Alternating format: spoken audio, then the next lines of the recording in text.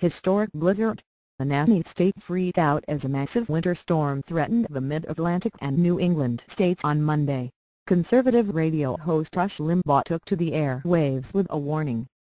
The real threat to the public, he contended, wasn't from an impending icy blast. It was from big government nanny state liberals like New York City Mayor Bill de Blasio, who use predictions of impending disaster to expand their power. Part and parcel of liberalism is the nanny state and to assume that we can't take care of ourselves, he said. The assumption that we don't know what's best for us. That we have to be told don't drive when the roads are slick. That we have to be told, make sure you bundle up and put on extra layers if you're going to go out when it's cold. And make sure you don't shovel your snow too rapidly. It could lead to a heart attack. He continued, it's all predicated on the fact that we are idiots and don't know how to protect ourselves and don't know what's best and don't know how to make proper judgments. The threat of natural disasters and impending crises helps government control the people, he said. It allows government to become part of the community. It gives them license and freedom to infiltrate as much of your daily life as they can, under the guise of giving you advice, under the guise of looking out for you, under the guise of trying to protect you, he said. It's the assumption that we're all children.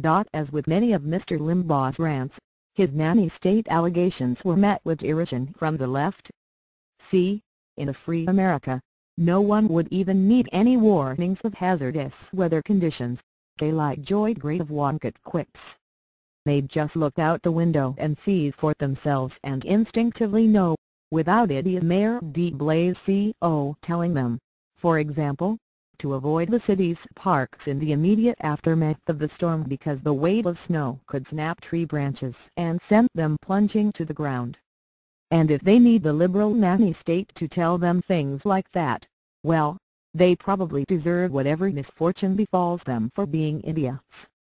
That is how freedom dies, sheeple, she concludes, with weather warnings. The big government blizzard critique wasn't limited to Mr. Limbaugh's radio program, however. Rich Lowry of the National Review also took some shots at the government-imposed freak-out.